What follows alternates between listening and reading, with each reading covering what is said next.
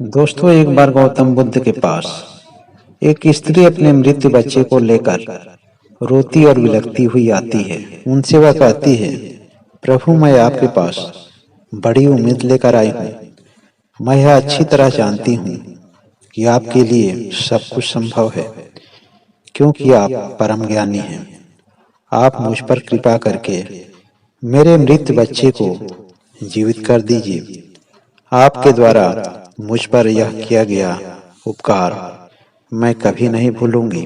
उस स्त्री को यह कदापि पता नहीं था कि जो लोग उसे बुद्ध के पास भेजे हैं, उनकी मानसिकता केवल बुद्ध को समाज में नीचा दिखाने की थी। वे सभी लोग विश्वास दिलाए थे कि अगर बुद्ध चाहेंगे तो तुम्हारा बच्चा अवश्य जिंदा हो जाएगा, और इस तरह से इस बातों पर यकीन करते हुए वह स्त्री रो रो कर उस बच्चे को जीवित करने की भीख मांग रही थी। उसके मन में केवल एक ही बात की रट थी कि प्रभु, मेरे बच्चे को जीवित कर दीजिए। वहां पर मौजूद सभी लोगों की निगाहें उस समय बुद्ध के ऊपर टिकी हुई थी। सभी लोग बुद्ध के उत्तर के इंतजार कर रहे थे। सभी लोग बुद्ध का यह उत्तर सुनकर आश्चर्य हो गए कि मैं तुम्हारे पुत्र को जीवित कर दूंगा। बुद्ध ने कहा कि तुम्हारे बच्चे को जीवित करने से पहले तुम्हें मेरा एक काम करना होगा।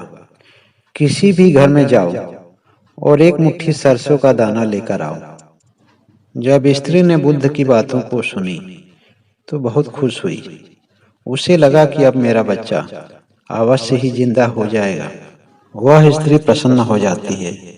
उसके मन में अपने पुत्र के जीवित होने की उम्मीद जाग उठती है। वह स्त्री बोलती है, मैं अभी लेकर आती हूँ प्रभु। जैसे ही वह स्त्री जाने लगती है, बुद्ध ने उससे कहा कि सरसों के दाने केवल उसी घर के होने चाहिए जिस घर में कभी भी किसी की मृत्यु नहीं हुई हो। वह स्त्री बुद्ध की इन बातों की गहराई को नहीं समझ पाई, क्योंकि उस समय केवल उसके पुत्र के प्राण दिख रहे थे। वह यह नहीं समझ पा रही थी कि दुनिया में कोई ऐसा घर नहीं है, इस धरती पर कोई ऐसा घर नहीं है जिसमें कभी भी किसी की मृत्यु न हुई हो। और वह अपने मरे हुए बच्चे को लेकर सभी घरों में सरसों के दाने के लिए भटकने लगी। वह पहले घर पर जाती है और बोलती है, बहन, मुझे एक मुट्ठी सरसों का दाना दे दो। यह बात सुनते ही घर के अंदर से सरसों दाना लेकर आते हैं, लेकिन दाना लेने से पहले यह पूछ बैठती है कि क्या कभी इस घर में किसी की मृत्यु तो नहीं हुई है।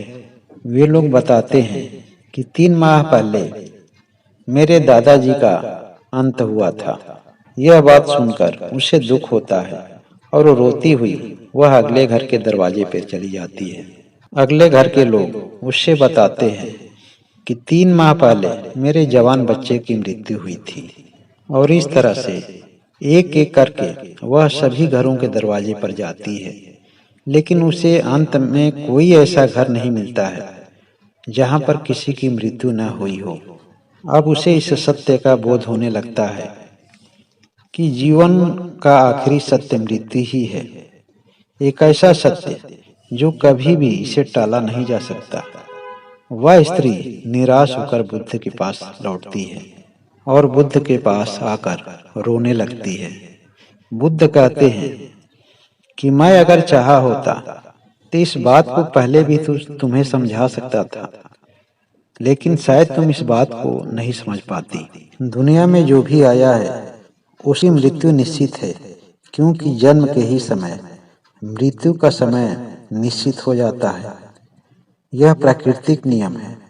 चाहे कोई भी हो, सुंदर हो, कुरूप हो, बुजुर्ग हो या नया हो, गरीब हो या अमीर हो, सबको एक न एक दिन मृत्यु जरूर आनी है। यह संसार जिसे हम सत्य मानते हैं, दुख और पीड़ा का क्षणभंगुर खेल है। इसलिए जो जन्मा है उनकी मृत्यु निश्चित है। बुद्ध ने कहा, जो इस बात को जान गया उससे मृत्यु और जन्म से कोई दुख और सुख की अनुभूति नहीं हो सकती। इस तरह से उस स्त्री ने इस सत्य को स्वीकार करके अपने बच्चे का आखिरी संस्कार किया।